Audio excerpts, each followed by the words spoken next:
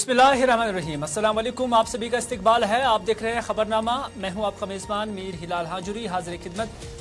मुतअद्दिद खबरें आया चाहती हैं और मौसम की सूरत हाल से भी आपको आगाह कराएंगे और उसके साथ साथ जम्मू कश्मीर की सियासत पे हमारी खास नज़र रहेगी, क्योंकि कुछ तब्दीलियाँ रोनमा हो रही हैं पिछले कुछ दिनों से जम्मू कश्मीर के अंदर। हालांकि अभी लोकसभा के इंतखाबात की अगरचे तैयारी में सभी पार्टियां जुटी हुई हैं, लेकिन उसके बावजूद भी अभी मुकम्मल तौर पर ऑफिशियली या किसी नोटिफिकेशन के जरिए अभी बिगुल नहीं बजा है। लेकिन जम्मू कश्मीर के अंदर ये सियासत काफी अरूज पर है, इस एतबार से कि कल वजीर आजम नरेंद्र मोदी का जम्मू कश्मीर का दौरा था। जम्मू के अंदर एक मेगा रैली से उन्होंने खिताब भी किया और खानदानों का भी अगरचे उन्होंने जिक्र किया, और उसके साथ साथ जम्मू कश्मीर के अंदर आर्टिकल 370 का भी उन्होंने हवाला दिया और कहा कि एक दीवार थी आर्टिकल 370 जम्मू कश्मीर और मुल्क के दरमियान, और जम्मू कश्मीर के जो तामीर और तरक्की है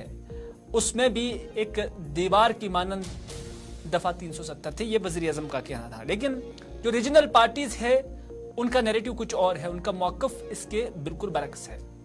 बहरहाल कल की जो रैली थी उसमें 32,000 करोड़ रुपए के जो प्रोजेक्ट्स हैं उनका न सिर्फ इफ्तिताह किया गया बल्कि कई का संग बुनियाद भी रखा गया, और कुल मिलाकर भारतीय जनता पार्टी के जो लोग हैं वो इस वजीर आजम के दौरे को तामीरी दौरे से ताबीर करते हैं। इस एतबार से भी कि जहां एक तरफ आज जम्मू के अंदर भारतीय जनता पार्टी की जानब से एक प्रेस कॉन्फ्रेंस दी गई, जिसमें जम्मू कश्मीर के इंचार्ज बराई बीजेपी रविंदर रैना आज इस प्रेस कॉन्फ्रेंस के अंदर थे, और इस प्रेस कॉन्फ्रेंस के अंदर रविंदर रैना ने कहा कि वजीर आजम की जानब से जिन प्रोजेक्ट्स का इफ्तिताह किया गया उसके लिए हम जम्मू कश्मीर के अवाम की तरफ से वजीर आजम का शुक्रिया अदा कर रहे हैं।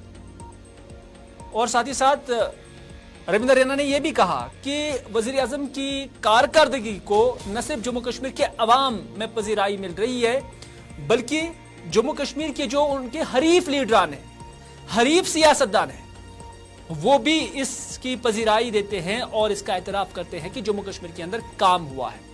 और उन्होंने नाम भी लिया है। रविंदर रैना ने जो प्रेस कॉन्फ्रेंस दिया उन्होंने डॉक्टर फारूक अब्दुल्ला और मुजफ्फर हुसैन बेग का भी शुक्रिया किया, क्योंकि ये दोनों लीडरान कल बिल वास्ता या बिला वास्ता वजीर आजम की इन सरगर्मियों के अंदर शरीक थे।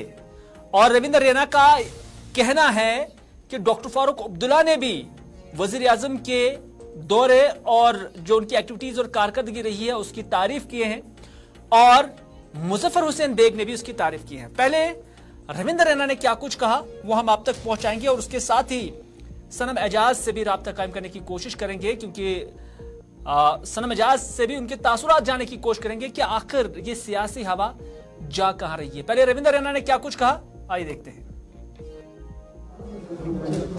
जो प्रधानमंत्री मोदी साहब ने जम्मू कश्मीर के अपने दौरे के दौरान 32,000 करोड़ रुपए की लागत से तैयार किए गए बड़े प्रोजेक्टों का लोकार्पण किया, उद्घाटन किया। जम्मू कश्मीर की जनता हृदय से अपने यशस्वी प्रधानमंत्री मोदी साहब का शुक्रिया अदा करती है कि मोदी साहब ने दिल खोलकर देश का खजाना जम्मू कश्मीर के लिए खोल दिया है। डॉक्टर फारूक अब्दुल्ला साहब हों, श्री मुजफ्फर हुसैन बेग साहब हों, या और भी बड़े सियासी जमातों के मैंने लीडर्स देखे जिन्होंने मीडिया और सोशल मीडिया में हमारे ऑनरेबल प्राइम मिनिस्टर मोदी साहब का जो जम्मू कश्मीर का दौरा था इसकी जबरदस्त तारीफ की है। और हमें इस बात की खुशी है कि जो हमारे पॉलिटिकल अपोनेंट्स, जो सियासी हरीफ समझे जाते हैं, सियासत में उन्होंने भी दिल खोलकर प्राइम मिनिस्टर मोदी साहब की तारीफ की है, जिसके लिए मैं डॉक्टर फारूक अब्दुल्ला साहब का भी शुक्रिया अदा करता हूं। राजनीतिक नजदीकियां जो माजी के हुक्मरान थे, उन्होंने यहां बहुत जुल्म सितम तशद्दुद किया। यहां गरीब लोगों को यरगमाल बना के रखा गया था, गरीबों का हक उस पर डाका मारा जाता था, लोगों की डेवलपमेंट के लिए जो मरकज से पैसा आता था वो यहां के हुक्मरान लूट लेते थे और गरीब देखता रहता था। आज ये चलिए नाज़रीन, आपने देखा कि रविंदर रैना का कहना है कि वो डॉक्टर फारूक अब्दुल्ला और मुजफ्फर हुसैन बेग का शुक्रिया अदा कर रहे हैं कि वो कम से कम एतराफ कर रहे हैं, और ये भी कहते हैं कि वो यानी ये दोनों लीडरान उनके हरीफ हैं। सनम एजाज इस वक्त हमारे साथ है। सनम एजाज, जानना चाहेंगे कि आपने ये एक्टिविटीज देखी हैं, बहुत कम हमने देखा था कि मुजफ्फर हुसैन बेग जिनका ताल्लुक पीडीपी से था, इस एतबार से कि रिसेंटली जब मुफ्ती मोहम्मद सईद की बरसी थी तो उस पर हमने भी उन्हें देखा और उनसे सवाल पूछा गया था कि आप क्या पीडीपी ज्वाइन कर रहे हैं, तो उनका जवाब था कि मैंने घर ही कब छोड़ दिया, मैंने ये पार्टी ही कब छोड़ दी थी। लेकिन कल मुजफ्फर हुसैन बेग ने कहा कि वो पीडीपी का हिस्सा नहीं है और ना ही ज्वाइन करेंगे, number 1। Number 2, doctor Farooq Abdullah से मुतल्लिक भी रविंदर रैना का कहना है कि उन्होंने भी इजहार तशक्कुर किया है वजीर आजम नरेंद्र मोदी का, और कहीं ना कहीं जो उनके हरीफ हैं, बीजेपी के जो हरीफ हैं, वो भी अब एतराफ कर रहे हैं कि जो डेवलपमेंट का मॉड्यूल है वो चल रहा है। तो जम्मू कश्मीर की सियासत का रुख किस तरफ है?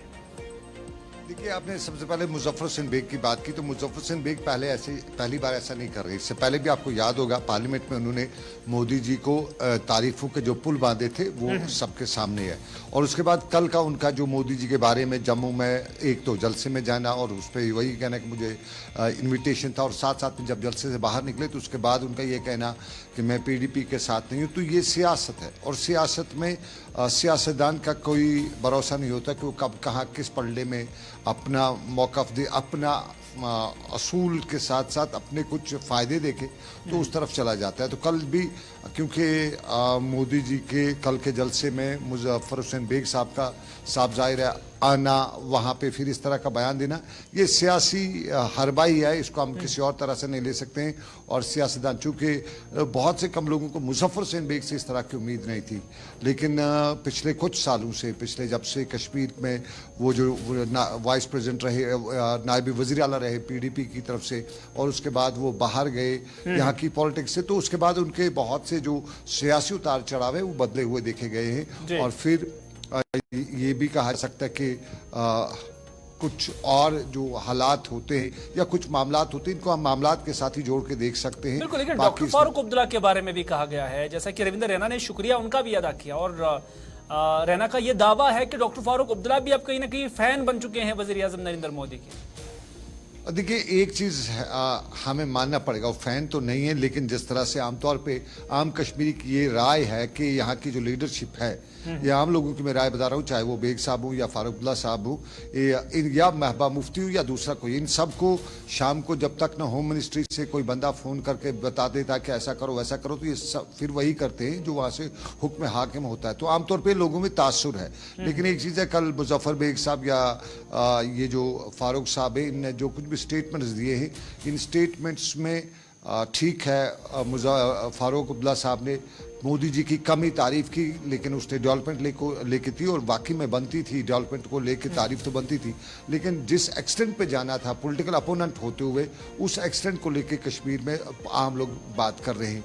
अदरवाइज कल जो मोदी जी ने किया है, बड़ा 32,000 करोड़ रुपए का जो अनाउंसमेंट्स हुई है, या रेल की बड़ी जो है, तो ये सब जो है इसको हम कह सकते हैं। लेकिन अगर ये तामीर तरक्की की तारीफ है, तो मुझे याद है उमर अब्दुल्ला साहब जो कि फर्जंद है डॉक्टर फारूक अब्दुल्ला के, उनका ये कहना था कि यहाँ पर जो तामीर तरक्की हो रही है, जो बीजेपी ने प्रोजेक्ट्स आज जिनकी बात की जा रही है, ये दरअसल यूपीए की सरकार के प्रोजेक्ट्स हैं, और आज रिबन काटे जा रहे हैं। तो आज तो कम से कम डॉक्टर फारूक अब्दुल्ला साहब उनकी तारीफ कर रहे हैं। देखिए, फारूक अब्दुल्ला साहब जो तारीफ तो करें, लेकिन आपको याद होगा हमारे नॉर्थ कश्मीर में एक कहावत है, मैं तो मकदम बायतरा दो रबी।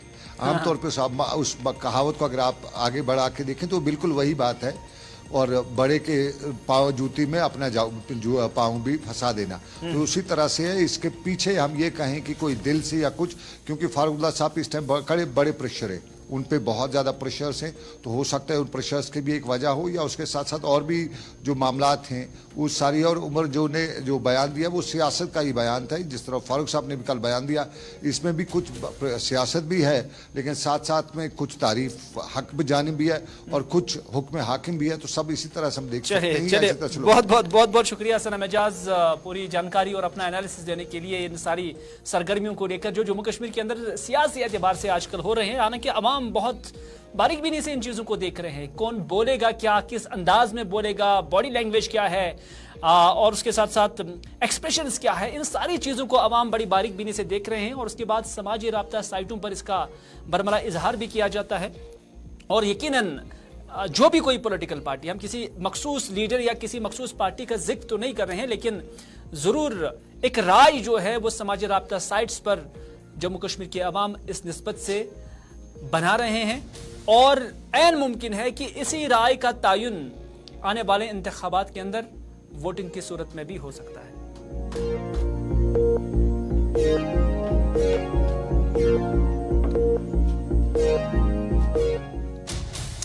लेकिन बात स्मार्ट बस की करते हैं। हालांकि शहरी श्रीनगर के अंदर ये बसेस चलाई जा रही हैं और काफी कामयाब भी रही हैं। वैसे सरकार के पास जो इरादा है स्मार्ट बस चलाने का, 500 के करीब बसेस श्रीनगर के अंदर चलानी है और इसमें से अभी तक 75 यानी 75 बसेस जो है वो चल रही हैं और 25 के करीब जो गाड़ियां हैं वो आने वाले वक्त में मार्च के महीने में कश्मीर आ सकती हैं।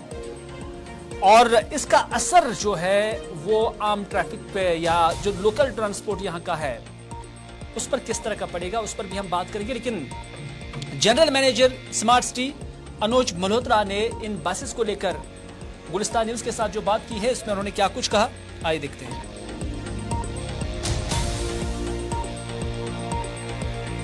आप अगर देखें तो हमारे ऑनरेबल प्राइम मिनिस्टर साहब का विजन है कि 2030 तक काफ़ी सारा इलेक्ट्रिफिकेशन हो जाए इन ट्रांसपोर्ट सेक्टर। तो दूसरा स्कीम भी आ रहा है which is called the PM e-bus scheme. तो PM ई-बस स्कीम के अंतर्गत भी हमें 100 बसेस और आएंगी श्रीनगर सिटी में। तो एक तरह से 200 इलेक्ट्रिक बसेस हो जाएंगी अगर आप देखें तो अगले साल के एंड तक। तो धीरे धीरे मुझे लगता है कि ये बसेस की प्रोक्योरमेंट की प्रक्रिया चलती रहेगी for the next few years. तो इसी तरह से हमारा जो पूरा पब्लिक ट्रांसपोर्ट सिस्टम है वो इलेक्ट्रीफाई हो जाएगा एंड मुझे लगता है कि उससे हमारे एनवायरनमेंट और पोल्यूशन में बहुत ज़्यादा फ़र्क पड़ेगा।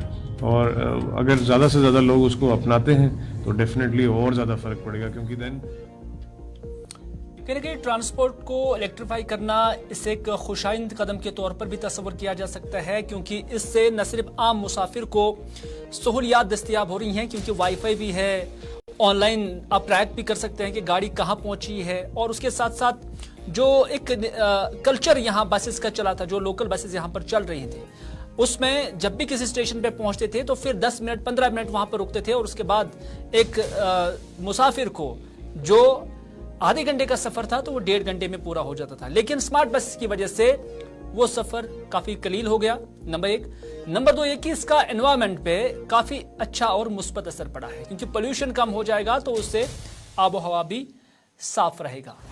लेकिन एक सेक्टर है जो मुतासिर हुआ है इन ई बसेस से, इन स्मार्ट बसेस से, वो है कि जो यहाँ का लोकल ट्रांसपोर्ट था, जो यहाँ की हमारी गाड़ियाँ थी, जिन्होंने लोन पे ये गाड़ियाँ लाई हुई थी, वो काफी रोना रो रहे हैं। उनका कहना है कि जितनी बसेस ई बसेस बढ़ेंगी तो उससे हमारा ट्रांसपोर्ट मुतासिर हो जाएगा। फैसल रियाज इसी खबर को लेकर हमारे साथ है। फैसल, क्या कुछ कहना है ऐसे लोगों का जो लोकल ट्रांसपोर्ट चला रहे हैं और उनका ये कहना है कि जितनी ई बसेस चलेंगी तो उससे उनकी ट्रांसपोर्ट इंडस्ट्री पे असरात पड़ेंगे, क्योंकि उन्होंने भी लोन पे गाड़ियां ली हुई हैं।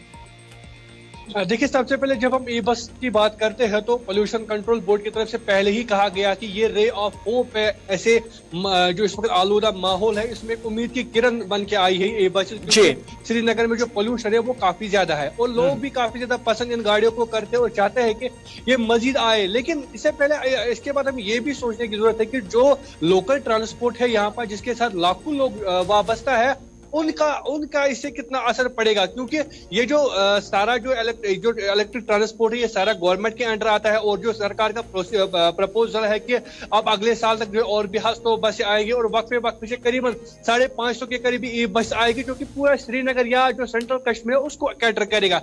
इसके बाद जो यहाँ का लोकल ट्रांसपोर्ट है वो किस तरीके से सर्वाइव करेगा, वो काफी ज्यादा मुश्किलातों में है। हमने कई ट्रांसपोर्ट एसोसिएशन से बात की, उनसे हमने जानने की कोशिश की कि क्या आपको लगता है कि कितना असर आपके पड़ा, लेकिन अगरचे वो लबकुशाई नहीं करते, इसके हवाले से कोई बात नहीं कर पाते, लेकिन ये क्लियरली उनकी खामोशी से यही लग रहा है कि जो मुश्किलात है वो उनको काफी ज्यादा है, क्योंकि कहीं ना कहीं जो लोग हैं वो काफी ज्यादा उस चीज से वाबस्त है। अब उनके पास ऑप्शन था कि वो भी इलेक्ट्रिक बसें ले आते, लेकिन सबसे पहले तो यहाँ पे इलेक्ट्रिक व्हीकल पॉलिसी जो है वो इम्प्लीमेंट नहीं, जिसके तहत उनको वहाँ पे सब्सिडी भी मिलती है, कम दाम में उनको ये बसें मिलती है। लेकिन अगर इलेक्ट्रिक पॉलिसी के बगैर वो चाहेंगे कि ये गाड़ी लाएंगे तो वो ये उसको अफोर्ड नहीं कर सकते, क्योंकि ये काफी ज्यादा कॉस्टली है। करीबन 1 करोड़ रुपए की इलेक्ट्रिक बस है, उसके बाद वो इसको अफोर्ड नहीं कर सकते। तो कहीं ना कहीं जो लाखों लोग इसके लोकल ट्रांसपोर्ट के साथ वाबस्त है, चाहे वो सोमू वाले हो, बस हो, मिनी बस हो, इसके साथ जितने भी लोग वाबस्त है, कहीं ना कहीं आने वाले सालों में उनका जो रोजगार है वो मुतासिर हो सकता है। या तो सरकार, अगर लोगों की डिमांड है सरकार के पास, हमने इससे पहले भी देखा कि गवर्नमेंट स्तर पर इससे पहले भी बसेस चलाई जा रही थी जिन्हें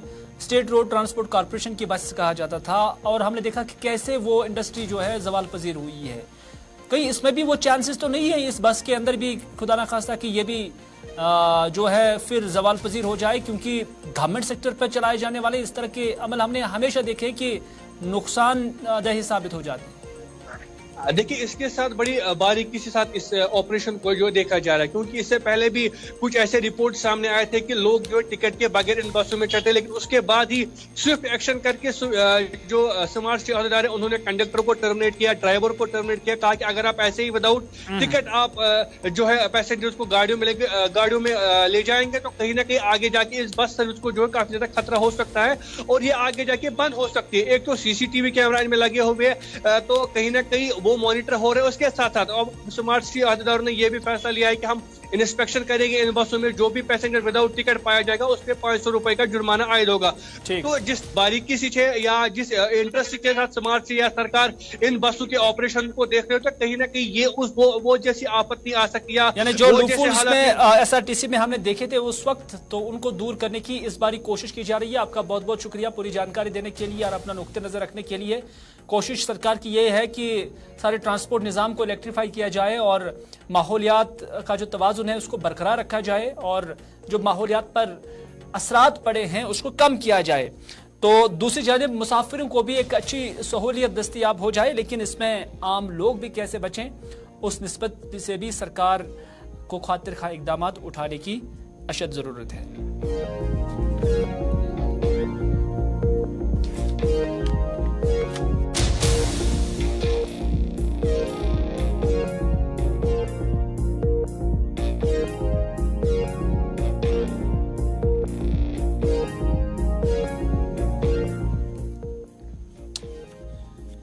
उधर अष्टंगु बांडीपुरा के अंदर एक दिलदोज वाक़े के अंदर 2 बच्चों की मौत वाक़ा हुई है। आपको बताते चले कि इस हवाले से जो मालूमात हासिल हुई हैं उसके मुताबिक एक दारुल उलूम में इन 2 बच्चों की मौत वाक़ा हुई है। दरअसल इस दारुल उलूम के साथ इनका वालिद, इन 2 बच्चों का वालिद मुंसलिक था, काम कर रहा था और कहा जा रहा है कि वैसे तो कुक वो यहाँ पर काम कर रहे थे और ये बच्चे उन्हीं के साथ यहाँ पर एक कमरे के अंदर रह रहे थे और दौरान शब दम घुटने की वजह से इन बच्चों की मौत वाक़ा हुई है। न सिर्फ इतना बल्कि जो इनके वालिद है उससे भी नीम मुर्दा हालत के अंदर हॉस्पिटलाइज किया गया है, जहां पर उसका ट्रीटमेंट चल रहा है और हॉस्पिटल के अंदर उसकी हालत जो है काफ़ी नाजुक बताई जा रही है। मामले की निस्बत से पुलिस ने मामला भी दर्ज किया और मजीद कार्रवाई भी शुरू की है।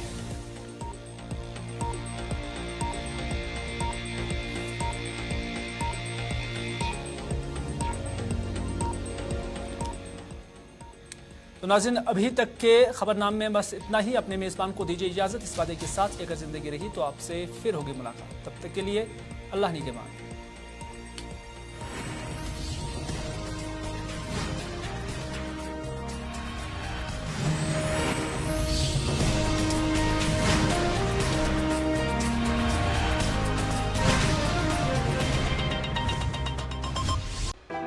मोदी सरकार की गारंटी, कोई नहीं रहेगा भूखा।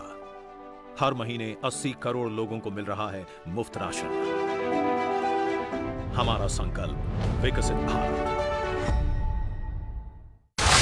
मैं जानता हूं तुम लोग के शैतानी दिमाग में क्या चल रहा है। तुम यहाँ एक हिंदू राष्ट्र बनाना चाहते हो जहाँ सिर्फ हिंदू रह सके और कोई नहीं। सुना तो मैंने भी यही है कि तुम लोग सारी दुनिया में इस्लाम फैलाना चाहते हो, कोई और धर्म रहने नहीं दोगे। स्वामी जय जगदीश हरे। हिंदू अब वो हिंदू नहीं रहा जो हुआ करता था। पंडित का बेटा हूँ लेकिन लाठी चलाना जानता हूँ। जय श्री राम। पंजाब बेशुमार रंगों का एक गुलसितम, कहीं कुदरत की कारीगरी, कहीं कारीगरों के हुनर का जादू, कहीं विरासतों और रियासतों के जागते किस्से, कहीं मौत को शिकस्त देने वाले जांबाजों की कहानियां।